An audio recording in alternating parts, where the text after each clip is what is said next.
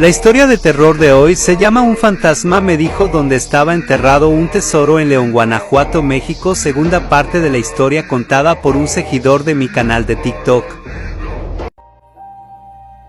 Esta situación me sumergió en una profunda tristeza, lo mismo que a mi madre, y las tres nos quedamos muy solas en esa casa. Todo eso fue muy duro, y más al principio, porque pasó un tiempo antes de que volviéramos a tener noticias de él. Sin embargo, mi madre trató de mantenerse fuerte, y ella sola cuidó bien de mi hermana y de mí.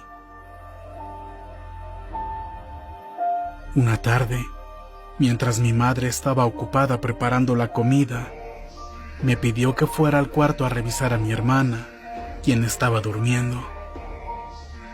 Y al entrar en la habitación, me llevé una terrible impresión, pues ahí, parado a un lado de la cuna donde se encontraba durmiendo mi hermana, estaba de nuevo aquel hombre, el mismo que me había provocado tantas terribles pesadillas años atrás. Y a pesar de que había plena luz del día, él estaba ahí, y con mayor claridad pude ver sus aterradoras facciones. Tenía la cara muy pálida, y la enorme boca con aquella horrible lengua extremadamente larga, y de igual manera, portando aquellas botas que brillaban de un color dorado. Él estaba parado junto a la cuna, agachando la mirada, viendo dormir a mi hermana, y en cuanto supo que yo entré al cuarto, él volteó a verme y comenzó a caminar hacia mí. Muerta de miedo, rápidamente salí corriendo de la habitación y gritando le dije a mi madre que el hombre de la lengua larga estaba ahí de nuevo y estaba viendo a mi hermana. Ella corrió asustada y entró a la habitación, pero ahí ya no había nadie. Sin embargo, esto no hizo que nos sintiéramos mejor. Las dos teníamos muchísimo miedo, pero lo peor de todo es que a partir de ese momento, mis pesadillas y terrores nocturnos regresaron. Noche tras noche, yo me despertaba en la madrugada y veía a aquel hombre de pie en la puerta de nuestra habitación.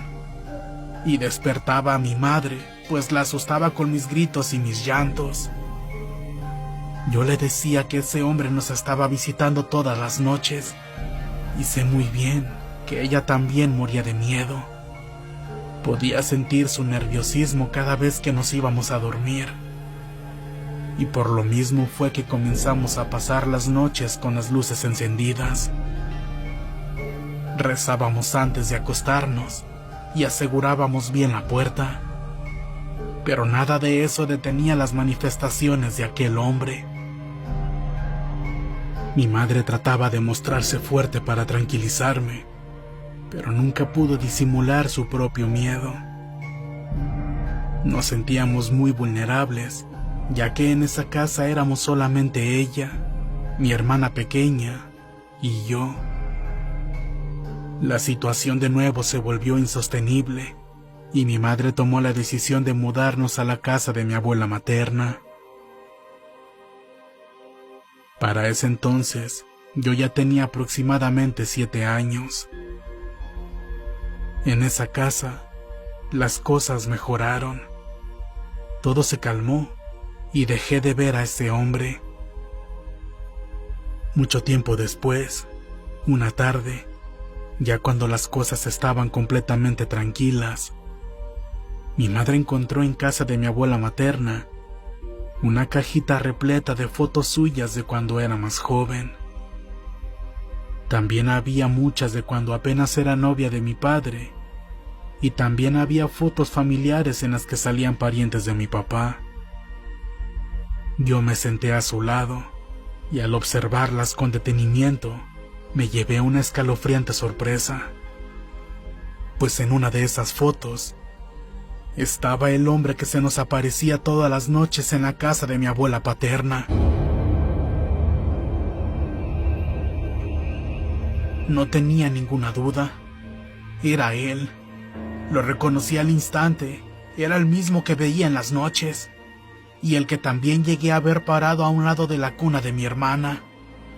El mismo hombre de boca y lengua muy grandes, solo que, lógicamente, en esas fotos no tenía esas aterradoras características, pero era su mismo físico, su mismo rostro y sus mismos ojos. En cuanto lo vi, aterrada le dije a mi madre que ese hombre era el que veía todas las noches, y mi madre, muy sorprendida, me dijo que ese señor era mi abuelo paterno, el padre de mi padre, y que había fallecido mucho antes de que yo naciera. Esto inquietó mucho a mi mamá, ya que no entendía por qué es que se me presentaba de esa manera, por qué me asustaba y por qué tenía esas macabras características.